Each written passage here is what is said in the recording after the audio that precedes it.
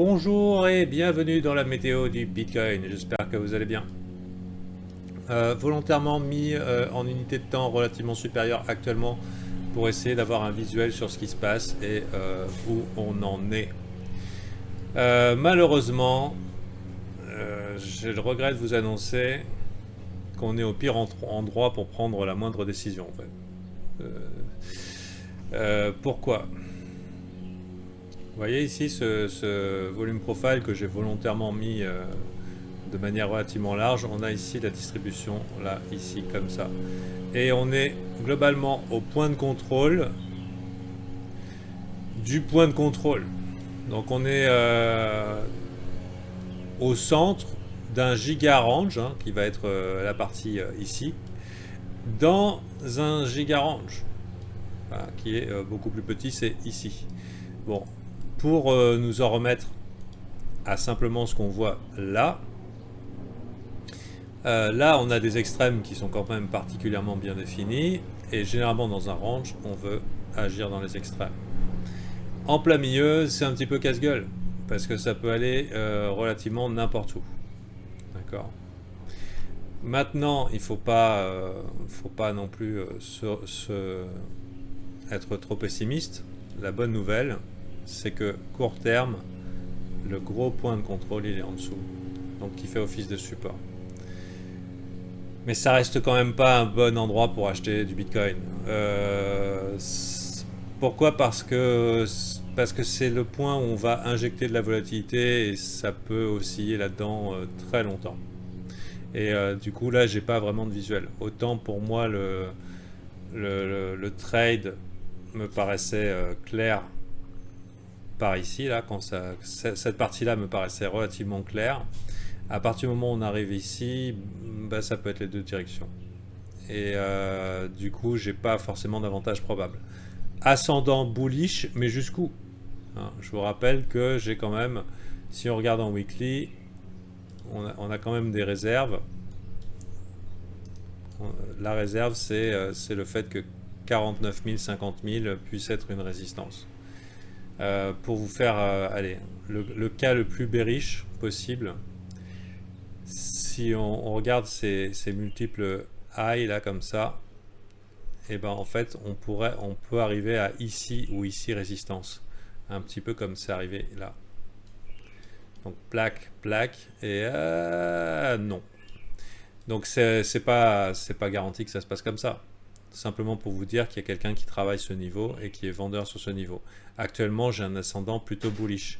Mais tiens, regardez, les petits trous dans le volume profile, ici, laissent très bien supposer qu'on pourrait aller visiter là et visiter là. C'est pas du tout impossible en fait.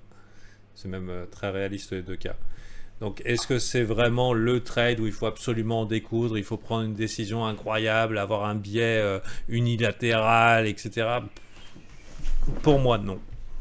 Pour moi non plus ici. Après, voilà, votre vision long terme, enfin la vision long terme qu'on peut avoir sur le Bitcoin, bon, elle est toute relative. Donc, pour l'instant, court terme, c'est bullish. Mais jusqu'où ? Donc, ça veut dire que 49-50 000 va être relativement une épreuve à passer, probablement une destination assurée. Donc, bon, c'est quand même un mouvement de 1000 balles, on va pas cracher dessus. Hier, on est venu taquiner les lots que je voulais pas voir taquiner, mais comme je vous ai dit, hein, je vais pas short. Je vais pas short, ça me paraît trop bas. Mais de la même manière que j'avais pas envie de voir taquiner les lots ici en me disant pourquoi, puisque finalement on a déjà chassé les stops. Hein. Ici, on faisait une petite tendance baissière. Maintenant, la même question se pose par là. Et si on est allé pourquoi on retournerait par là? Sinon pour aller retester les résistances. Donc globalement on est bien dans un genre de range. On est un petit peu dans un genre de range. Et du coup ça me donne pas envie de trade le Bitcoin. Plutôt éventuellement des alts s'il y a des opportunités sur les alts. Regardez un petit peu la volatilité, 2% d'amplitude, ça peut durer longtemps cette petite connerie. En mode on fatigue les gens. Parce que quand il y a eu un move unidirectionnel comme ça, les gens veulent continuer à participer et choper le prochain move. Donc on va probablement les fatiguer.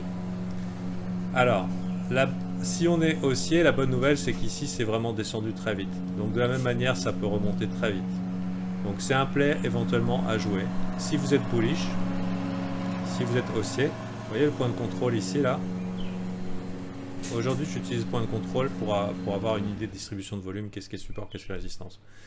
Donc on pourrait très bien mettre un stop par ici et dire ok, on va prendre un trade jusque dans les 50 000. Il y a quand même faible chance d'aller voir ce stop, sauf, enfin si le marché aussi je veux dire, sauf catastrophe. Quand je dis catastrophe, je pense aux traditionnelles chutes des indices boursiers en septembre, environ 10%. Ça pourrait faire peur à l'ensemble des marchés. C'est pas forcément le crash tant attendu, mais le S&P 500 galère un petit peu. L'avantage aussi, pendant que le Bitcoin ne fait rien, hein, si jamais il venait à se stabiliser, choppy, etc., dans un environnement plutôt bullish, donc les gens sont bullish,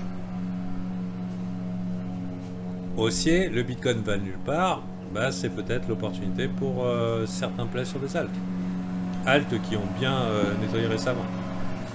Mais bon voilà, attention, septembre c'est encore long. Aujourd'hui, je pense que c'est un sujet qui va venir, je crois que c'est les 4 sorcières, donc des clôtures de contrat. Voilà. Est-ce vraiment bien nécessaire d'agir aujourd'hui? Voilà, donc j'invite risque sous contrôle, ascendant haussier, pas forcément le play le plus intéressant. Bien sûr, pour faire chier, ça se trouve, il va aller à la TH dans 3 jours, mais bon, je ne trade pas ce que je trade à partir des données actuelles, et les données actuelles me disent, bah, à la limite, je serais rentré là, je serais complètement ok à être dans le trade, mais bon, pour moi, le trade facile est passé. Le très facile étant, ça monte et les gens sont pas dedans. Maintenant, il y a des gens qui commencent à être bullish. Donc, on pourrait les déloger.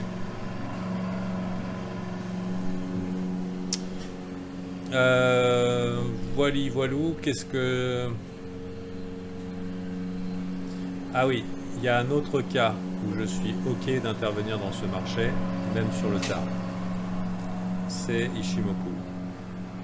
Et comme vous voyez, on est en train de travailler la zone.